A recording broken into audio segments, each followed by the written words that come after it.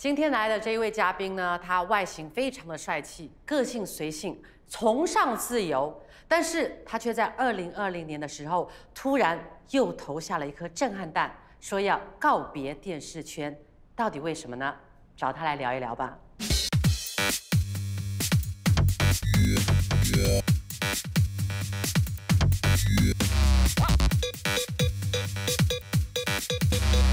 全听你说。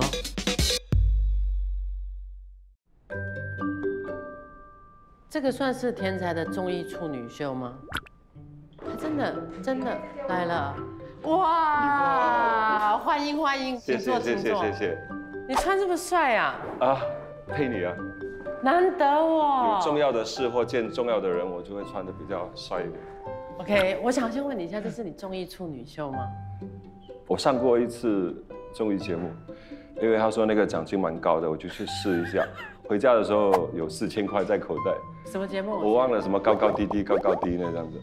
那就是我的节目啊。是你节目吗？所以因为要报恩，所以我这次答应来上你的节目。我必须讲啊，田才真的是不上也没有上过综艺节目，几乎没有。包括慈善节目嘞。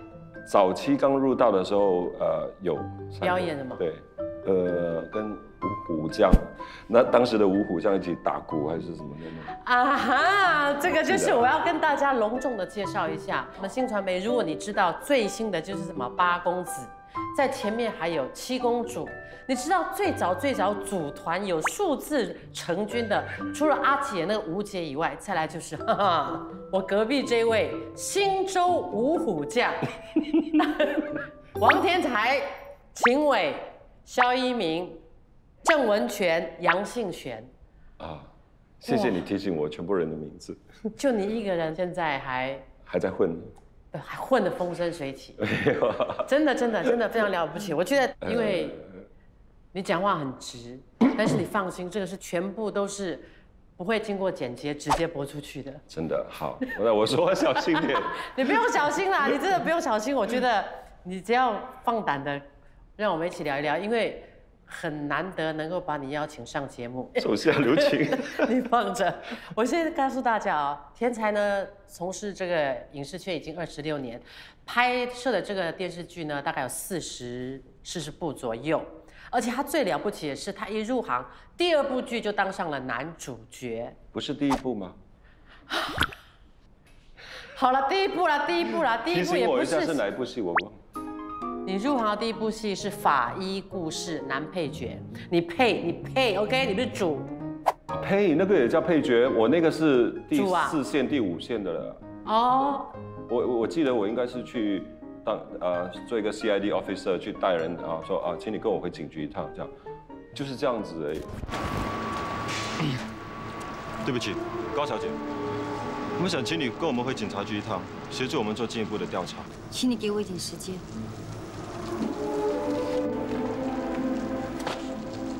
那你第2部戏《真心男儿》就男主角啦？对。所以你是一炮而红，火速上位啊？你凭什么？天时地利人和，真的是。我生命中有贵人，所以。你怎么出道的啊？我毕业我就当空少。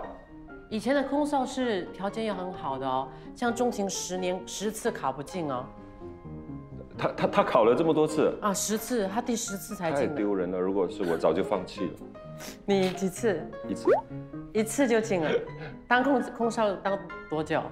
当了2年吧。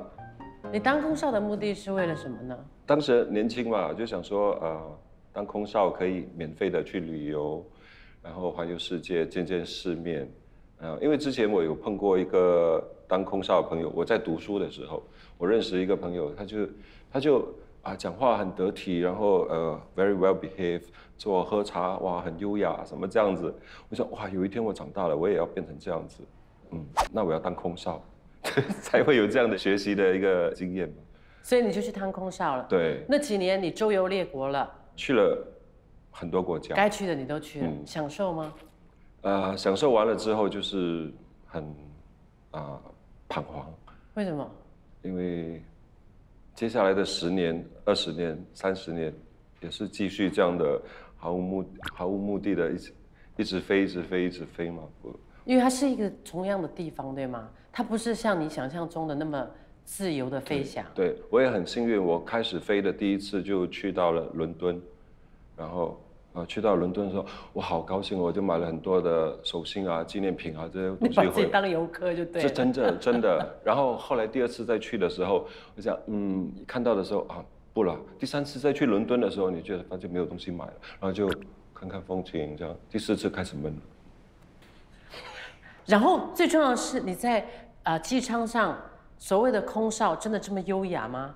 还是很辛苦？我其实后来不享受，因为年轻的时候是觉得很辛苦了。现在往回看的话，也其实没那么辛苦。但是这2年的经验，我在往回看的时候，是我很好的一个锻炼，就是我成长的一部分。但是难免会有很多碰到奇奇怪怪的人，会有机舱恐惧症，也会给你带来一些麻烦，找麻烦。不好讲这种。OK， 一定有碰到麻烦的乘客有的。对，就比如某些国家的游客会在厕所里面洗澡。我明白。然后那个水这样子从那个地底下这样溢出来的时候，然后乘客就来，他的 fly， 我知道什么事，又被锁着，我们敲。他若无其事的出来走回去的时候，你能够对他做什么？你又不是警察，也不是执法人员，所以我们说好，就把他锁起来吧。那如果碰到游客刁难找麻烦，你会怎么样？我生命中很多贵人，我不会碰到这种人，没有刻意对我刁难的人。那你从空少怎么样会转进娱乐圈的？我忘了，我先跟你说，我接受你的访问是很大的一个挑战，因为我的记性非常的差。我非常明白。你有这个问题吗？我知道。你这么聪明的人。不是我没有这个问题，我知道你有这个问题。谢谢。所以一直以来都是这样子啊。所以你说我辞职了之后，我就没事干，然后就在乌节路就跟人家说，你这么高，要不要当模特？星探发掘你。我也忘了是谁，但是就进入了新加坡一间蛮知名的模特公司，然后就当了模特。当几年？9个月吧。然后呢，在怎么样情况下进入电视台？我就到电视台来参加一个服装，走 catwalk 呀，综艺节目会请一些模特儿来做一些fashion show。对。所以你就进了电视台，那是你第一次踏入电视台。对。应该是什么缤纷83还是什么鬼？我不记得那个节目没有缤纷83啦，我不记得。后期的啦。后期的是叫什么节目？来，我要不要给你看一下？你怎么可能有？这是28年前的事吧？我们为了要请 Thomas 这么难得的人来上节目，我们怎么可以没有做任何资料收集呢？当年的王田才，英宝良集团早就不见了。你有没有看到另外一个男生？杨幸田哦。对，你很帅耶！70年代不加修饰的天哪！而且你很会对镜头放电，你看。哟！天哪！我现在有点很感动我看到这个画面。你看你多标新立异呀！杀死人了！制作组太厉害了。90年代。谢谢你们找到这片段。你一定是就是这个样子，长这么帅，肯定会被发掘。是谁去发掘你？在哪里？是看了这个片段，还是你进了电视台？那时候阿木就是艺人管理组他就到摄影棚去找我。后来我才通过别人知道说，是楼上 office 那边高层那边，好像是江龙先生他看到，他说，这个可以啊，叫他上来试试看。所以是江龙老师看到你，他看到你有没有跟你讲你的特点？没有，我没有机会跟他说话，我就是艺人管理组就把我拉去谈。我那时候也是懵懵懂懂，说好啊，反正我也没有东西做。所以你就踏入了演艺圈，而且你一入了演艺圈之后，就被我们组成了星洲五虎将。还没有之前，其实我第一次出镜不是法医，更早以前有在一个 MV 出现过，那时候是刘秋莲姐她唱歌，她那时候唱小调很厉害的嘛，然后她在唱什么何日君再来吧，好像是，然后她在里面就是我演一个军官，在她的 MV 里面，然后那时候真的是在抖的。然后他们拍我，他说：“你的表情可以不要这样僵吗？”然后现在有感情，你对这个歌女，她在台上唱歌，你要对她很爱慕的那种眼神。我说，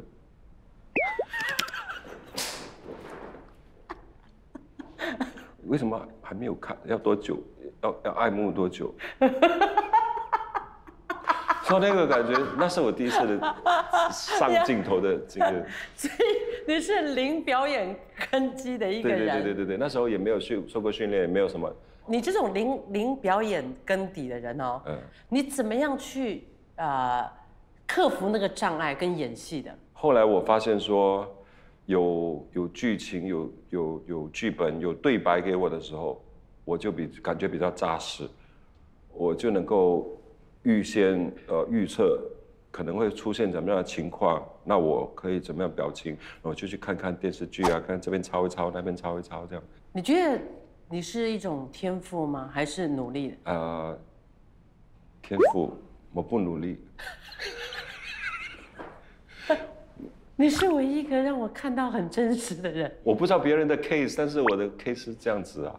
所以你在拍戏的片场当下，刚开始的时候有没有遭遇到什么困难？没有，我又碰到一个贵人。在《五虎将》之前，我先拍了《真心男儿》，我没记错的话。所以那时候我的第一个启蒙老师谢明阳导演，他出了名的凶的嘛。他凶，但是他出了名的疼帅哥。占一点点，这跟我一样，我这个个人，我也是对帅哥我特别通融。好，谢谢。占一点点优势吧，所以他就教了我很多东西，很有耐心这样的教我。最重要的是在那个时候的年代也算是竞争很大，因为你出道没有多久就得到很多人的喜爱，而且冲破了当年的那个10大，当年的10大是5男5女。所以要列入那个5男的行列里头，人气是相当高的。第二个就是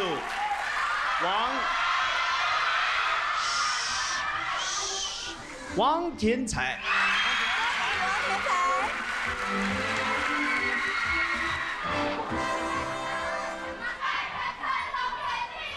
谢谢你们我加入新视1年就能够得到这奖，我非常的感谢大家的支持，感谢我的家人，最重要的感谢公司给我所有的机会，谢谢你们大家，谢谢。所以你说我是不是很幸运？我的运气还不错，真的。那个时候你的心情是怎么样？有一点点骄傲，不是在工作上，不是骄傲啦，就是觉得很难混吗？这一行。那你会不会觉得也这样很了不起？因为那个时候是观众买票，不是买票，就是真的投票，一张一张把你们投进去。这样子我又说不努力、不用功也不对了，因为那时候影迷写来的信我还会回。你看，你有花心思，所以我懂 marketing 那时候。那时候你也在乎。所以我很感激那些影迷那时候的支持，有些到今天还在。在这些过程当中，你有没有哪一部戏让你最难忘？早期的时候跟文芳的时候，在拍《解连环》的时候，在富勒顿酒店后面那条桥那边被枪杀的那场戏，那时候是乌漆嘛黑，然后打灯啊，好像有下雨吧，我们2个被乱枪射死，然后躺在地上，然后想要抓对方的手这样，然后就后来好像没抓到就。2个都死掉了，这样。站住！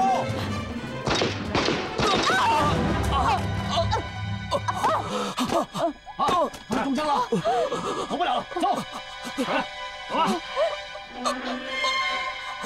海哥，为什么那场戏难忘？是因为你觉得演得太棒了？那场戏让我，有一点点开窍，让我有感动到，有感触，说就快见不到了，我们下辈子再见吧。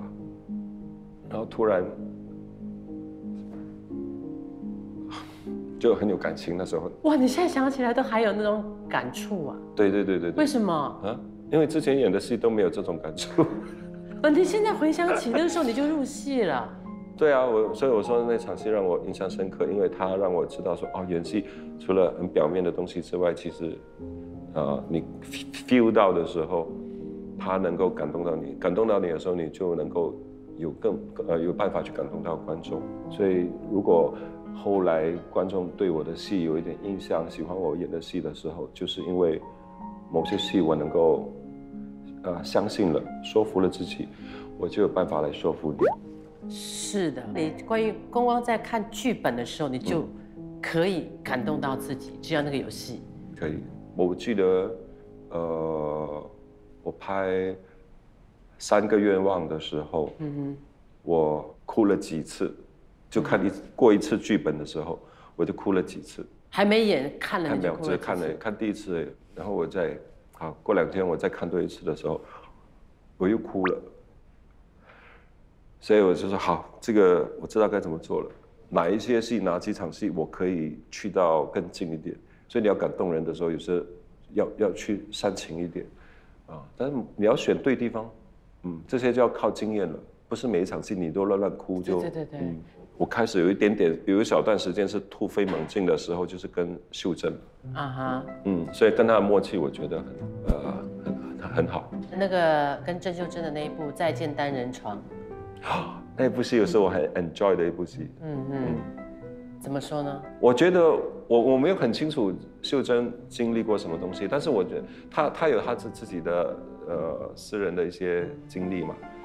那配合到我自己过去的一些经历，我们配在一起的时候，很多时候是意会，就不用讲太多所以有些对白有时候是多余了，但是你碰到默契这样好的演员的时候，你的戏自然就很爽的，你拍的时候很爽的。我觉得感动的、有情绪的，叫你哭不是一件难事，只要剧情到位。那有没有什么东西是你抗拒吗？你是说因为拍了这么多年戏，我没有什么特别抗拒的东西，就是有一些废话。我现在凭我的经验我今天不是一个新演员了，我不想有的没的乱讲的那些对白，我要删就删，没意义没意思，又没有感动到人，讲来干嘛？所以这一点我就要带出来了，你是一个很直的人。对于工作，我是一个很直的人，私底下我也是很直的人。但是这样子在演艺圈容易得罪人。我演艺事业里面碰到的贵人多，还好啦，所以我得罪的人也不多，但是也有。当碰到理念不对，或者是你自己过不去那一关的时候，你是直接提出要求的？会。不说可以吗？看给多少钱。钱多可以不说。你要我这样就做，我就没意思。但是如果付很多钱，OK。所以你有没有在这个片场曾经提出个人意见，而被人家攻击，或者是被遭受误会？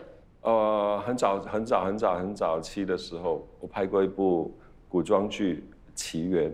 对，我看到那个《奇缘》，就是那个你跟 Kim 出道的那个，你演古装嘞。哎呦，等一下我们 key 上去那个。哇，你古装，我们一定 key。你看 key 很像那个 Mars 嘞，这边脸是白的，你的古装哦，哎呦，帅。OK， 奇缘来。我觉得好可怕，那个古装那时候还很新，那时候就是你说的开始当红的时候，我里面有一点傲气的时候了。后来我得罪了那个导演，当时的导演。你怎么说在片场，然后发生了什么事？我真的不记得什么事情，是一件小事。Okay. 当时可能，我也小气，他也小气吧。可是后来你回来拍戏也是拍他的戏嘛？后来拍过，陆续又拍了《解莲花》后来也是他拍的《解莲花》，之后还有《钱来运转》，然后你也可以是《天使2》，后来还有现在的最近的《男生不败》，现在有点大家惺惺相惜啊。等下他也看到我肯下苦功去搞好剧本的演员，所以反而是合作愉快。现在，所以你看当初的误解，现在的赏识，可以证明这一个圈子就是不会是有永远的敌人，也不会有永远的朋友。可是后期你还是一样啊，这个人呢、对事情的要求的态度还是一样，因为我们大家都讲是为了整个东西好，而不是为了我个人好。对。可是，一到了 set， 大家都会有压力。但是我听说有一次你提出了意见之后，就起了冲突，导演直接call out不拍了。真有此事了。你那时候应该吓坏了。我刚才说的就是那时候，我的人物性格已经到了这一集，已经有改变了。那这句话我不应该这样说的。然后我就说，这就不想讲。你跟导演这么一说，OK。可能他当时也有压力，因为时间的关系，我们要快点拍完那一场，还有剩下一场，天就快黑了，这样。但是说好，你不讲不拍了，我们收工。如果现在全听你说的现场啊，我忽然跑去跟导演讲，你现在叫我这样问王天才，我觉得我很笨呐。我导演讲 OK 了，收工。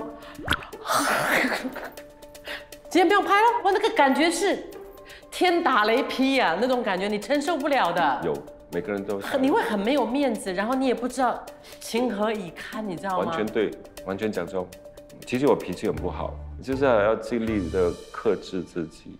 然后那个功力就越来越深。现在就是因为你的这个直接，还有你的个性，就是不土不快，所以也间接了直接的影响你在电视台继续走下去。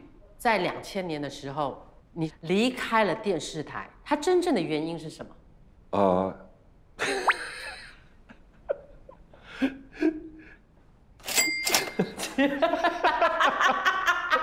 可是你要想到啊，你一夜之间就没了。后来做 corporate gifts， 就是做礼品的，礼品包装还有 event， 做一些 event， 已经有步了一条后路。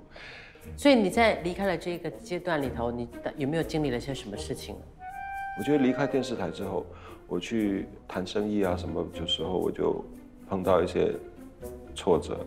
但是都是在磨练，都是在生活的经历嘛。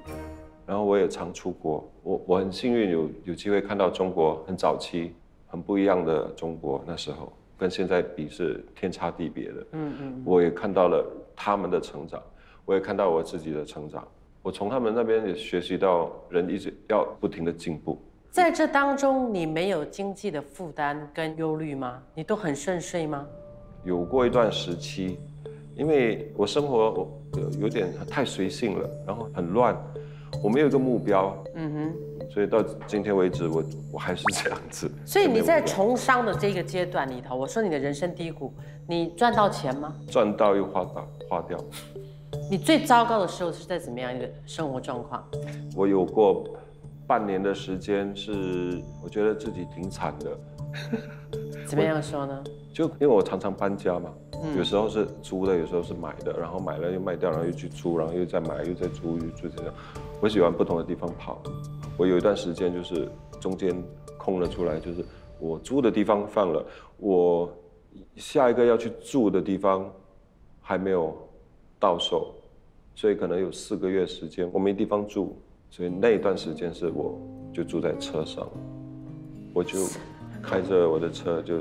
这边走那边走，去海边，去朋友家睡一晚，有时在车上睡一晚这样。那你洗澡这些嘞？那时候刚好有一个很便宜的俱乐部，就在那边白天可以在那边冲个凉，这样子游个泳，冲个凉。你那时候有没有欠债？刚开始没有欠债，然后手头上也没有什么现金，可能 bank 银行只有几千块。但是这4、5个月的时间就慢慢的越花越少，然后就没有掉了，然后还有信用卡可以用，就累积了，就有一些卡债。到现在我都记得那6个月是不好过的，因为我差点出不来。如果可以，你还是会想要再主持，尤其是旅游节目，那个酬劳不是问题。把这句话剪掉 ，spoil market。那也很年轻的那个样子，那个眼神很累啊，装出来。那个50岁怎么啦？是，我真的不太想演了。